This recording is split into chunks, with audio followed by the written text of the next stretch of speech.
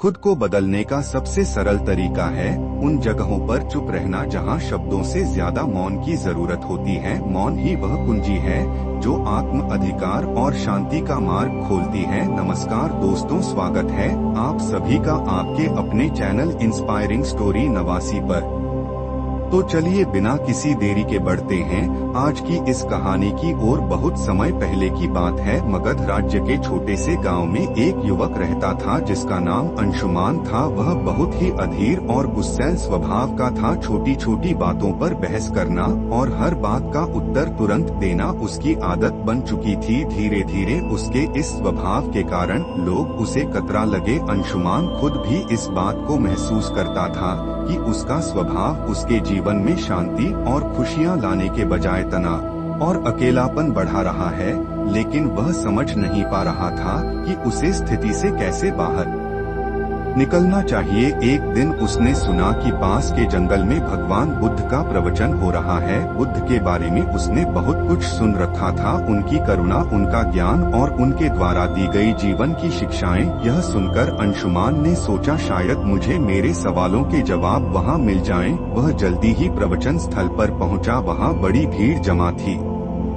बुद्ध अपने सरल और स्पष्ट शब्दों में जीवन की गहराइयों को समझा रहे थे। उसी समय बुद्ध ने सभा को संबोधित करते हुए कहा, यदि तुम अपने जीवन में सच्चा बदलाव लाना चाहते हो तो 10 जगहों पर चुप रहना सीखो। यह सुनकर अंशुमान को कुछ आशा की किरण दिखी। प्रवचन समाप्त होने के बाद वह बुद्ध के पास गया और उनके चरणों में झुककर बोला, भगवान आपने कहा कि बदलाव लाने के लिए 10 जगहों पर चुप रहना चाहिए। कृपया मुझे विस्तार से समझाइए कि यह 10 जगह कौन सी हैं और मैं उन्हें अपने जीवन में कैसे अपना सकता हूँ। बुद्ध मुस्कुराए और बोले, यह जानने के लिए तुम्हें धैर्य, अनुशासन और आत्मनिरीक्षण की आवश्यकता होगी। अगर तुम इन शिक्षाओं को अपनाने के लिए तैयार हो तो मेरे साथ चलो। अंशुमान ने सहमति जताई और इस तरह उसकी यात्रा शुरू हुई। पहला स्थान, जब कोई तुम्हारी आलोचना करे। बुद्ध ने अंशुमान को पहले स्थान की शिक्षा दी। अंशुमान, जब कोई तुम्हारी आलोचना करे तो चुप रहो। आलोचना तुम्हारे लिए सीखने का अवसर है।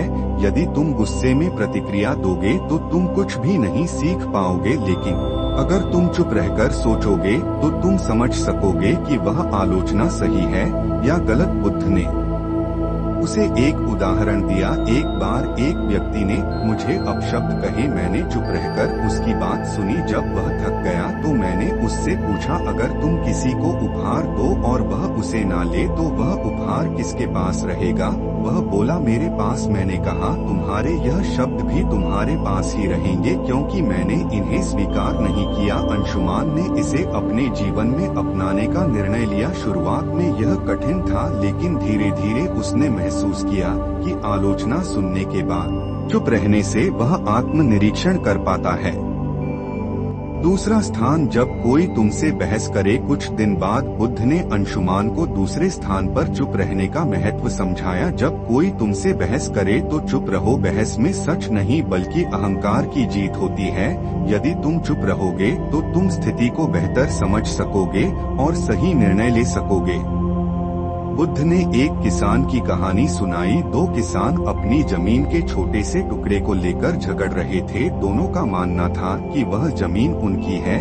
जब मैंने उनसे पूछा कि क्या उन्होंने जमीन अपने साथ लाई थी जब वे जन्मे थे, या क्या वे इसे अपने साथ ले जाएंगे जब वे मरेंगे, तो वे चुप हो गए। इस शिक्षा ने अंशुमान को सिखाया कि बहस में पढ़ने से बेहतर है चुप रहकर समाधान की ओर बढ़ा जाए। तीसरा स्थान, जब कोई गुस्से में हो। बुद्ध ने अंशुमान से कहा, गुस्सा आग की तरह है। यदि तुम इसमें घी डालोगे तो यह और भड़क जाएगा। इसलिए जब कोई गुस्से में हो तो चुप रहो, उसकी गुस्से की ऊर्जा खत्म हो जाएगी। इसके लिए उन्होंने एक कहानी सुनाई। एक राजा ने अपने मंत्री को गुस्से में फांसी की सजा सुनाई। मंत्री ने कुछ नहीं कहा। अगले दिन राजा को पछतावा हुआ और उसने मंत्री को माफ कर दिया। अगर मंत्री उस समय राजा से बहस करता तो शायद उसकी जान चली जाती। अंशुमान ने इसे भी अपने जीवन में अपनाया। चौथा स्थान, जब तुम दुखी हो। एक दिन अंशुमान को किसी बात पर गहरा दुख हुआ। उसने बुद्ध से कहा, भगवान मैं इस पीड़ा को सहन नहीं कर पा रहा। बुद्ध ने कहा, जब तुम दुखी हो तो चुप रहो। दुख तुम्हारे भीतर के बदलाव का द्वार हो सकता है। चुप्पी में तुम्हें अपने प्रश्नों के उत्तर मिल सकते हैं। बुद्ध ने उसे यह भी बताया कि दुख तुम्हें मजबूत बनाता है, बशर्ते तुम उसे समझने की कोशिश करो। 5वां स्थान, जब कोई तुम हुए। बुद्ध ने अंशुमान से कहा, जब कोई तुम्हें जानबूझकर उकसा तो चुप रहना ही सबसे बड़ा उत्तर है। यह तुम्हारी शक्ति और धैर्य को दर्शाता है। उन्होंने एक साधु की कहानी सुनाई। एक बार एक साधु को गांव के लोग परेशान करते थे, लेकिन वह साधु हमेशा शांत रहता था। धीरे धीरे गांव वालों ने उसे तंग करना छोड़ दिया। उनकी चुप्पी ने उन्हें बदल दिया। 6वां स्थान, जब तुम्हें दूसरों की मदद ना करनी हो। बुद्ध ने समझाया, हर जगह मदद करने की जरूरत नहीं होती। जब कोई तुम्हारी राय ना मांगे तो चुप रहना बेहतर है। यह शिक्षा अंशुमान के लिए बहुत उपयोगी साबित हुई। 7वां स्थान, जब तुम्हें अपने ज्ञान पर घमंड हो। बुद्ध ने कहा, ज्ञान विनम्रता का आभूषण है। यदि तुम अपने ज्ञान का प्रदर्शन करोगे तो वह खोखला हो जाएगा।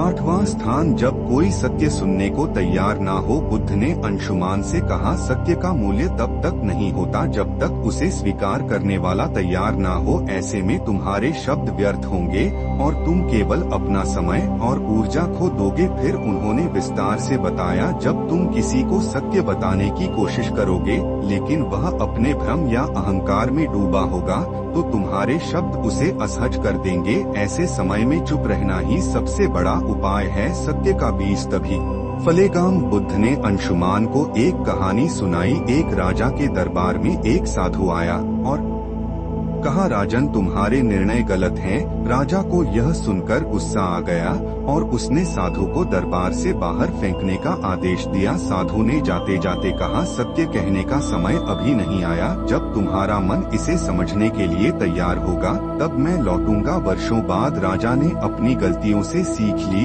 और साधु को फिर से बुलाया। इस बार राजा ने न केवल साधु की बात सुनी बल्कि उसे अपने जीवन का मार्गदर्शक भी बनाया। बुद्ध ने अंशुमान को समझाया, सत्य का प्रभाव तभी होता है जब सुनने वाला उसे ग्रहण करने के लिए तैयार हो। 9वां स्थान, जब परिस्थितियां तुम्हारे नियंत्रण में ना हो। बुद्ध ने कहा, जीवन में कई बार ऐसी स्थितियां आती हैं जिन्हें तुम बदल नहीं सकते। उन पर क्रोधित या व्याकुल होकर तुम केवल अपनी शांति को खोगे। ऐसे समय में चुप रहना ही सबसे बुद्धिमानी है। उन्होंने समझाया, चुप रहना कोई कमजोरी नहीं बल्कि धैर्य और संतुलन का प्रतीक है। जब परिस्थिति तुम्हारे बस में नहीं हो तो उसे स्वीकार करो और शांत रहो। यही मानसिक शक्ति का आधार है। बुद्ध ने एक घटना का जिक्र किया। एक बार एक किसान ने बुद्ध से पूछा, मेरा खेत सूखा पड़ा है, बारिश नहीं हो रही, मैं क्या करूं? बुद्ध ने कर दिया, तुम बारिश नहीं बदल सकते लेकिन तुम अपनी मेहनत को दिशा दे सकते हो। चुप रहो और अपने खेत के लिए वैकल्पिक उपाय खोजो। शांति से सोचो और समाधान खुद आ जाएगा। किसान ने यही किया और जल्द ही उसकी समस्या हल हो गई। बुद्ध ने कहा, जब परिस्थितियां तुम्हारे नियंत्रण में ना हो तो चुप रहकर धैर्य और समाधान की दिशा में काम करना ही तुम्हारी सबसे बड़ी ताकत है। 10वां स्थान, जब तुम्हारा दिल भर जाए। बुद्ध ने अंशुमान से कहा, जब तुम्हारा हृदय कृतज्ञता, प्रेम और शांति से भर जाए तो इसे शब्दों की आवश्यकता नहीं होती। ऐसी स्थिति में चुप्पी स्वयं एक भाषा बन जाती है। यह तुम्हारे भीतर की सबसे बड़ी खुशी है। उन्होंने इसे और स्पष्ट करते हुए कहा, कृतज्ञता का सबसे शुद्ध रूप मौन में प्रकट होता है। जब तुम अपने जीवन में आनंदित महसूस करो तो इसे बाहरी अभिव्यक्ति की आवश्यकता नहीं होती। यह चुप्पी तुम्हारी आत्मा की खुशी का प्रतीक होती है।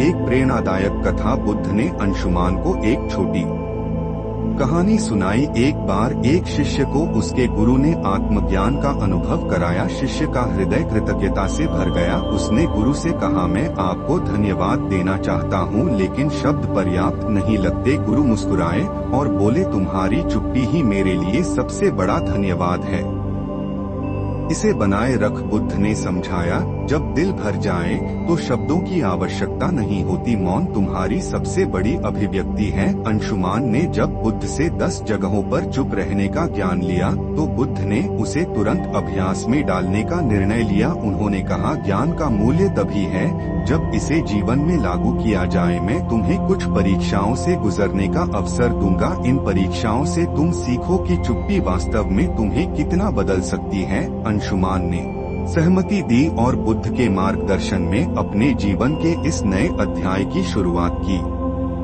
बुद्ध ने अंशुमान को एक गांव भेजा जहां लोगों को उसकी पुरानी आदतों के बारे में बताया गया। जैसे ही अंशुमान वहां पहुंचा, लोगों ने उसे बुरा भला कहना शुरू कर दिया। गांव वालों ने कहा, तुम्हारे जैसे लोग कभी नहीं बदल सकते, तुम हमेशा दूसरों को दोष देते हो, तुम यहाँ क्यों आए हो। अंशुमान का स्वभाव था कि वह तुरंत जवाब दे और खुद को सही साबित करे, लेकिन इस बार उसने बुद्ध का बताया पहला स्थान याद किया। जब कोई तुम्हारी आलोचना करे तो चुप रहो।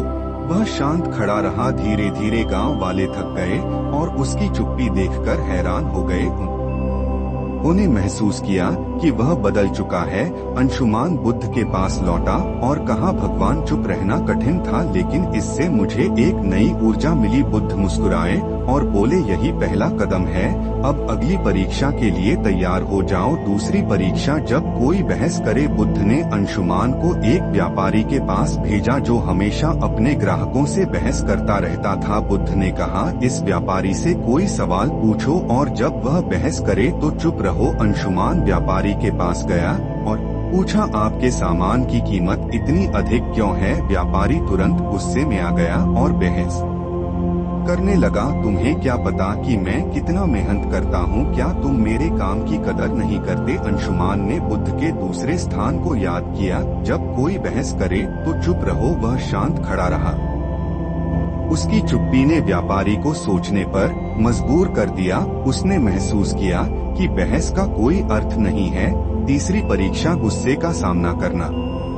अब बुद्ध ने अंशुमान को एक ऐसे व्यक्ति के पास भेजा जो अपने गुस्से के लिए कुख्यात था। अंशुमान को उसके पास जाकर मदद मांगने को कहा। उस व्यक्ति ने गुस्से में कहा, तुम्हें मुझसे मदद चाहिए, तुम्हारी हिम्मत कैसे हुई। अंशुमान ने पहले की तरह जवाब देने की बजाय चुप रहने का निर्णय लिया। धीरे धीरे उस व्यक्ति का गुस्सा शांत हो गया। उसने कहा, तुमने मुझे जवाब क्यों नहीं दिया, क्या तुम डरे हुए हो। अंशुमान ने कहा, मैं आपके गुस्से को नहीं बढ़ाना चाहता था।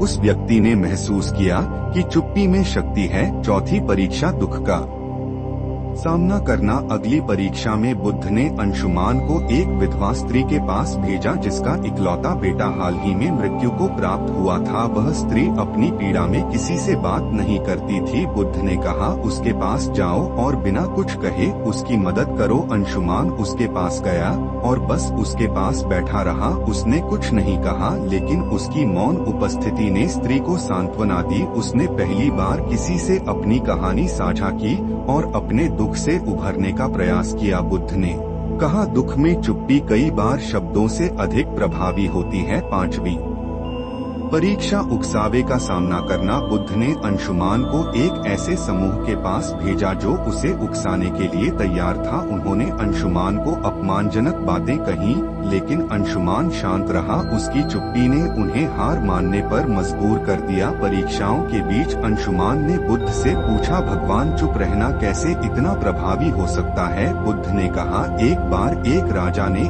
एक साधु से पूछा, जीवन में सबसे बड़ी ताकत क्या है। साधु ने राजा को एक कटोरा पानी और तेल दिया। उसने कहा, पानी और तेल को मिलाने कोशिश की, लेकिन तेल पानी में घुल नहीं पाया।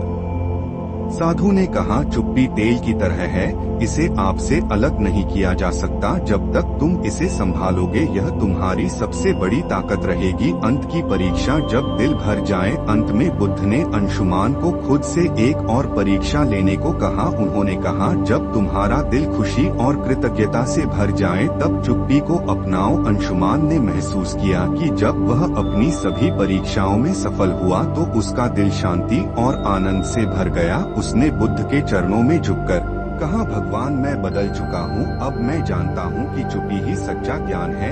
यह कहानी हमें सिखाती है कि चुप रहना केवल बोलने से बचना नहीं है, यह एक आंतरिक शांति और समझ का प्रतीक है। बुद्ध की यह शिक्षा हमें अपने जीवन के हर पहलू में संतुलन और शांति लाने का मार्ग दिखाती है। जब हम बोलने की बजाय सुन और समझना सीखते हैं तो जीवन वास्तव में बदलने लगता है। यह कहानी हमें सिखाती है कि चुप्पी सिर्फ शब्दों का अभाव नहीं बल्कि आत्मा की भाषा है। चुप रहना सीखो, यही सच्चा बदलाव है।